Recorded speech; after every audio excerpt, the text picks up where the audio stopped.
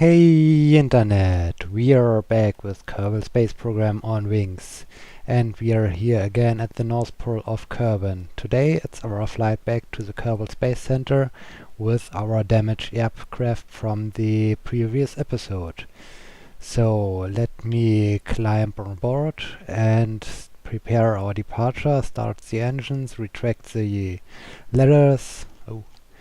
And yes, head off homewards to finish our mission we started last episode. And I think I have to be careful here so I'm not running into this flag I've planted here in front of my aircraft. So let's do some final preparations by setting this as a target. Why I'm doing this I'll explain in a few minutes. Let me at first do our takeoff and then we can start about the topic for today, and the topic for today is aircraft navigation, how to navigate an aircraft flying high above the surface. So yeah, let me start our engines and hopefully taxi around this flag without destroying it. I've again engaged my brakes, so normally it should start moving and rolling. Here we go.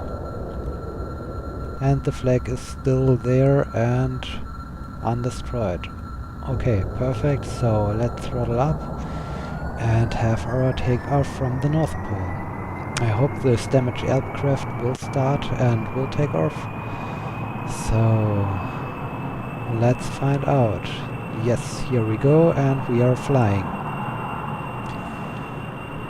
Okay, gears up and we are again climbing up to our very high altitude so we can fly in a short amount of time back to Kerbal Space Center. Okay. As I said as an introduction of this episode, I want to talk about real-world aviation, and in special I want to talk about navigation. So let's start. First of all, I have to say that this is a very basic explanation of navigation used in aeronautics. So I won't cover every detail of each method I will explain to you today. If you want to know more about a specific method, or if you want to know more about navigation in general, please leave me a message in the comment section on YouTube or write me a message via YouTube Messenger so I can refer to it and explain to you more in detail about your point of interest.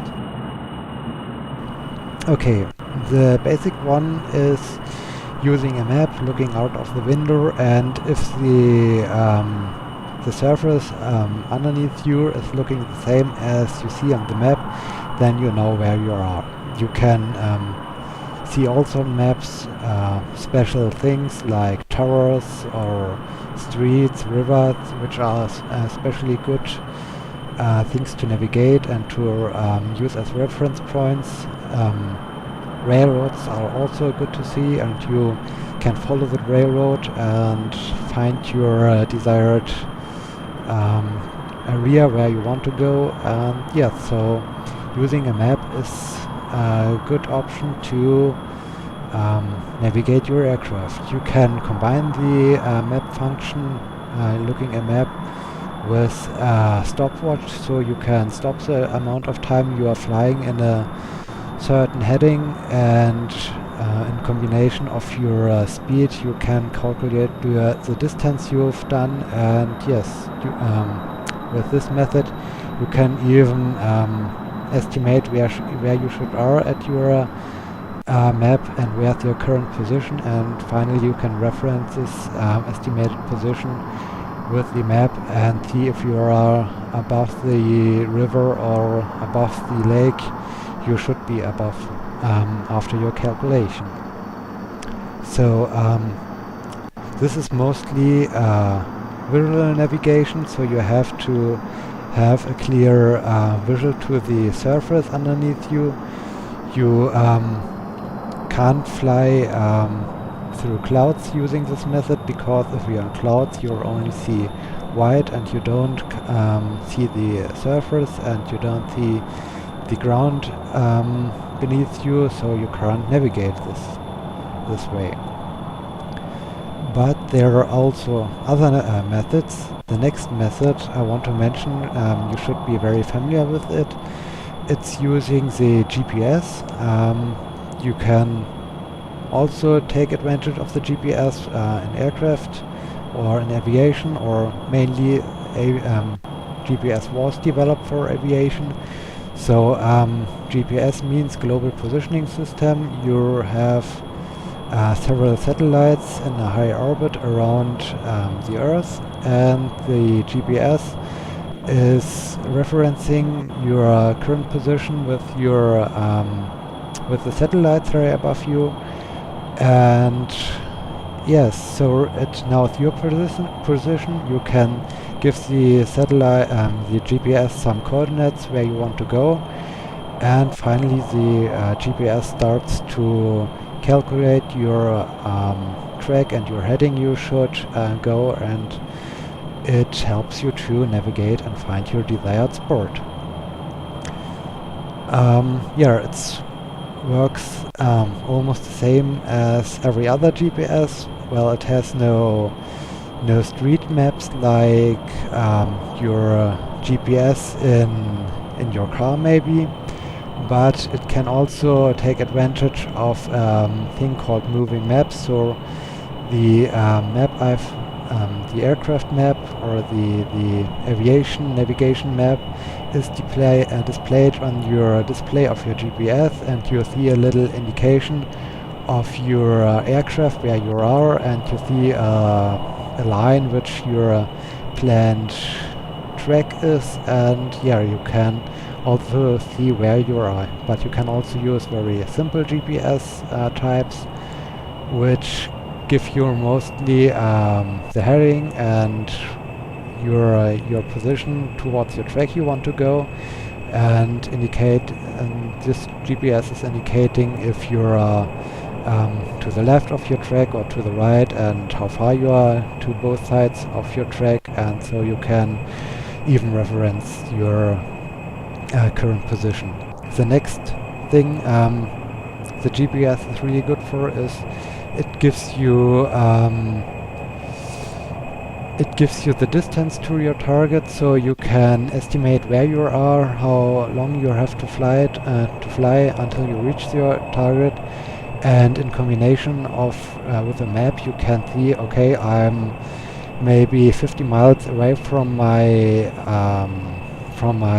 goal where I want to go, and or for the position I want to go. And if you're looking at your map, you can even cross-reference your position if you're seeing, okay, here are 50 miles away, so I should be right about here. So now we have using a map or using the GPS. For our Kerbal Space Program, both options aren't really working out. Well, I could print all the landscape of Kerbal and use it as a map, or I can switch to the orbital map, and I have a map and reference my position using the coastline or using the mountains, but I haven't done this. I even don't have a GPS. Well, I can launch some satellites in high Kerbal orbit and use them as a GPS satellite, but I have no system to track my current position. Maybe using some mods will help, and I can take advantage of some GPS, but I'm using only stock parts and I'm not using any mods. So yes, I can't take advantage of GPS. The final thing is the radio navigation. This means you have some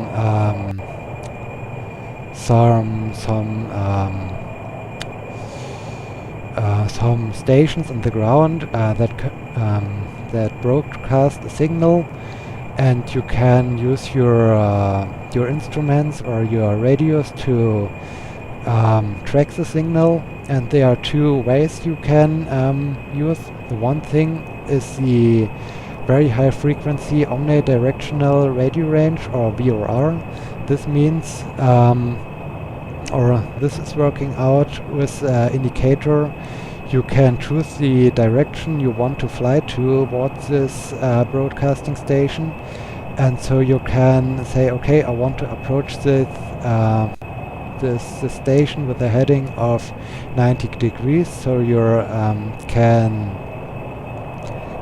turn your indicator to the 90 degrees mark, and you can fly towards this station using this. So this is very precise. You can see where you are. You can reference your position by using the indicator to see which is your current heading towards the station, and if you have the current heading to the station, you can also use your map. I've explained in the first place of this aviation explanation tutorial, and well, cross-reference again by using the heading towards the station, and we are drawing a line between the station and the heading, and at some point on this line you should be able to find yourself by cross-referencing the surface underneath you with your map. So the VRR is working pretty good, and it's helping you to even fly with a defined heading. The other way of radio navigation is the non-directional beacon, or the NDB. The NDB is even a broadcasting station on the ground, but in this time it has only one signal. The VRR is taking advantage of two signals. One signal is the main signal you can track, and the second one is realizing the bearing to the station. So you can using your indicator to track your current position, and well, as I said, you can say, okay, I want to fly with a heading of 90 degrees, so you're turning your indicator to the 90 degrees mark, and it will start tracking you for this special radial of the VRR. The NDB is only one signal, so it sends a constant signal out, and you can track this as well, but this time your indicator only shows your the direction where the signal is coming from. So you can see this thing a little bit like a compass. The compass is all the time showing you the direction where it's north and where it's south, and the NEB indicator is only showing you the direction towards the station. So if I'm switching my radio, my NEB, or my radio towards this NDB, it will start showing me the direction which way I have to fly to reach the station. So in this case, I can't say, okay, I want to approach the station with a defined heading. I can only fly towards the station by tracking the needle and fly towards it without having a specific course. This means if you're flying with if you have some crosswind and the wind pushes your aircraft around, you're not able to fly a constant heading towards the station, or maybe you are, but it's not as easy as if you're taking advantage of the VRR. That's a lot of information. The only thing I want to say here, as you can see here, I have set one of my aircrafts that I've crashed into our small island as my target, and the nav ball is showing me here this little purple symbol over there, and I can't change the direction I want to fly. It just tells me if I'm flying this heading over here, so about maybe 150 degrees, I will approach my crashed aircraft, which is really near to the Kerbal Space Center. So to compare it to the four methods I mentioned to real aviation navigation, this method is very close to the method of using an NDB to approach your target or your position you want to go to, because this thing has only one signal and it says, here I am. If you are flying towards my signal, you will reach me and you will finally reach your position you want to go to. So yes, I can't take advantage of GPS. I can't take advantage of maps, or I could if I would print all the surface of Kerbin, but well, I haven't done it, so I'm taking advantage of the good old radio navigation, and I've improvised an NDB in Kerbal Space Program. As a short summary, I've given you 4 examples how you can navigate your aircraft. At first, you can use a map and cross-reference the view out of your window with the map. Next up, you can use GPS and locate your position using the global positioning system. And finally, you can rely on radio navigation using, on the one hand, NDB, or on the other hand, B or R, to locate your position and to keep track of your current heading.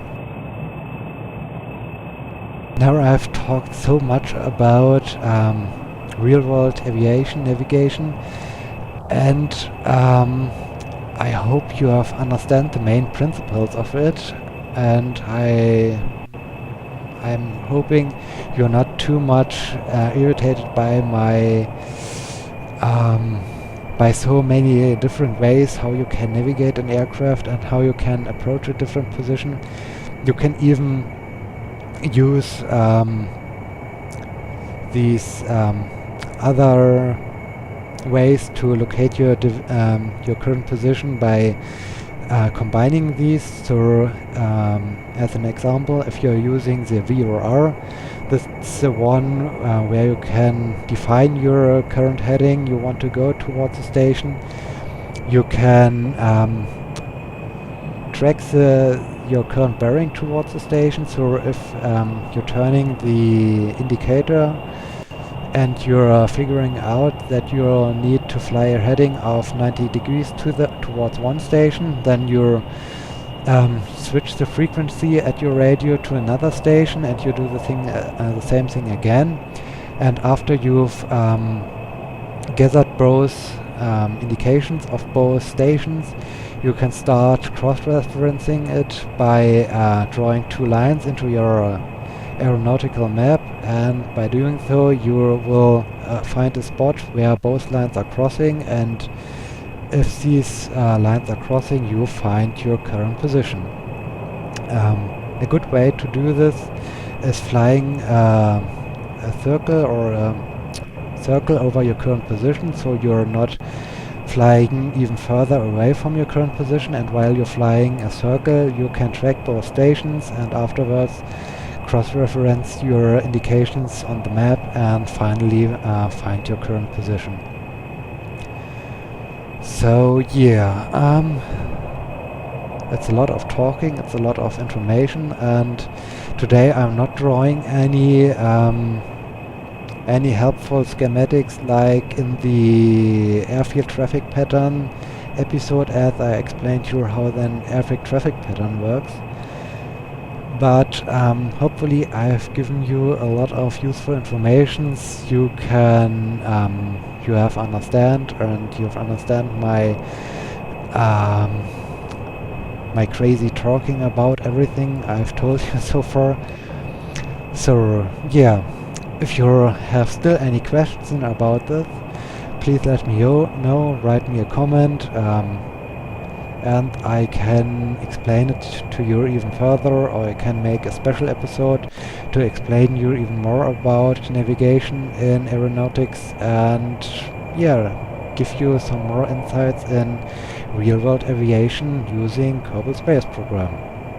This is really a thing I'm enjoying very much by playing this game, because yeah, I'm really interested in aeronautics and aviation, and I have so much knowledge, and being able to talk about this by playing video games, which is also a great hobby of myself, so I can combine both things that's in my interest, and yes, so hopefully I can even share my knowledge with you, and maybe you learn something from my knowledge and you say, aha, I have never thought about it, and it's very interesting what you're telling us. So yeah, please let me know if you're interested in knowing more, and if you're interested in talking, and hear me talking about aeronautics and navigation and air traffic patterns and what else I can imagine to talk about, aircrafts and so on. So yeah, that's a lot of talking, a lot of information, and we are already coming closer to the Kerbal Space Center. Over there we can already see the island where our crashed planes are located. We've successfully managed to bring our damaged aircraft back.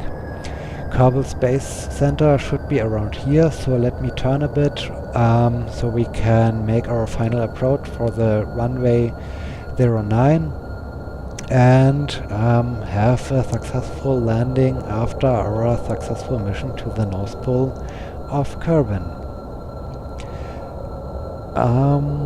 What else? Oh yeah, I've get some new followers since I have posted, or since I have introduced my idea of letting you become a pilot of my Kerbal Space Program on Wings program, but none of you have wrote me any comment or any message, so I'm not sure if you're subscribed to me because you're interested in becoming a pilot, or if you're subscribed to me because you're liking my Kerbal Space Program on Wings episodes, or if you're subscribed to me because you're interested in my other Let's Play series about Buzz Aldrin's Space Program Manager. So the next episode will start with a flight towards the South Pole of Kerbin, because as I've said some episodes ago, I want to do a flight to the North Pole, which I have done today and in last episode, and I want to do a flight to the South Pole, and so yes, the next flight will go south, so we can even reach the South Pole of Kerbin with aircrafts. In the first place, I wanted to do the South Pole flight with one of your volunteers who want to become a pilot of my space program. But as I said just before, I'm not sure if you have subscribed to me because you want to be a pilot. So if you do so, please leave me a message. And if you have subscribed to me because of other reasons, then never mind, and I will continue with myself and Kirk Kerman. So yeah, so much about that. What else? I guess I haven't to talk so much for this episode because we are already closing into Kerbal Space Center, and we are shortly before our landing with our damaged aircraft, which is still pretty stable in the air and does a very good job. So yeah, we are almost to the end of this episode. Only a few miles to go. Oh, now we can see even some buildings popping up in the landscape, and we finally reached our goal of returning back from the north. Okay, yes, I've talked about 4 principles of navigation aeronautics. I've mentioned my problem with the subscribers, that I'm not sure if you want to be a pilot or not. So yes, I guess I've done everything I want to tell, and I'm repeating myself and wasting time and wasting your time. I should more focus on doing a landing.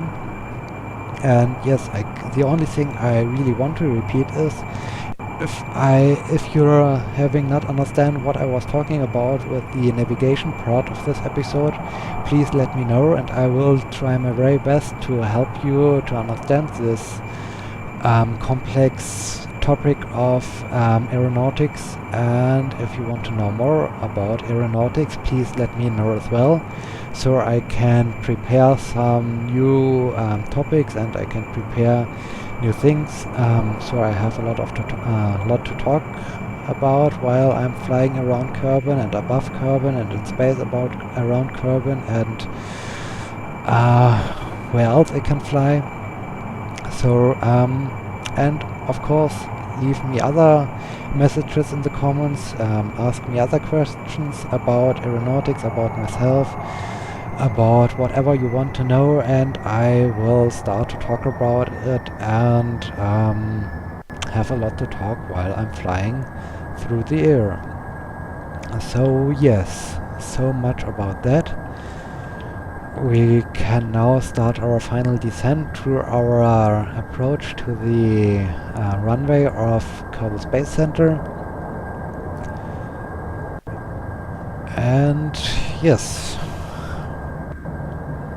so much about that.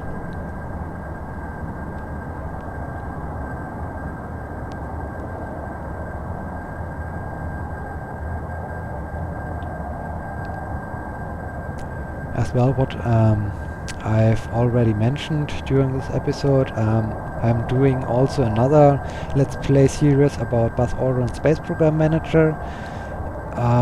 If you're interested in this game, you can follow my Let's Play series, or I have also published a short beginner's guide to introduce new players to the game, to help them out to have a successful start of the game.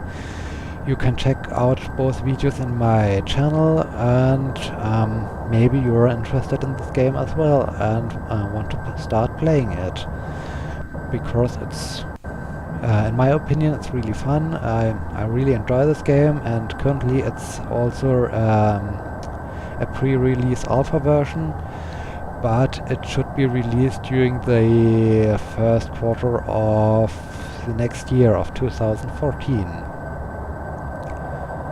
So yeah, check this out. And in a short amount of time I will start also another Let's Play series, because one of my favorite other games, XCOM Enemy Unknown, has just received a new add-on, XCOM Enemy Within, I guess it's called, and I'm really looking forward to play this game with the add-on, because I've finished the game on classic difficulty, Iron Man mode, and also on, what was the highest difficulty? I got impossible difficulty, also Iron Man mode. So I've beaten completely the game, and I've enjoyed so much the game, so I'm really looking forward to play this awesome tactics game again, with the new missions, with newer enemies, with new missions, with new abilities of my soldiers. So yes, I'm really looking forward to do this, and this Let's Play series will start in the next days. So hopefully you're also interested in watching me these games. And yes, so as I'm now on the final approach of runway 09er, I can also start my my typical speech here. I hope you enjoyed my video. If you do so, I would appreciate if you like my video on YouTube, and I would also appreciate if you become a follower and a subscriber of my channel.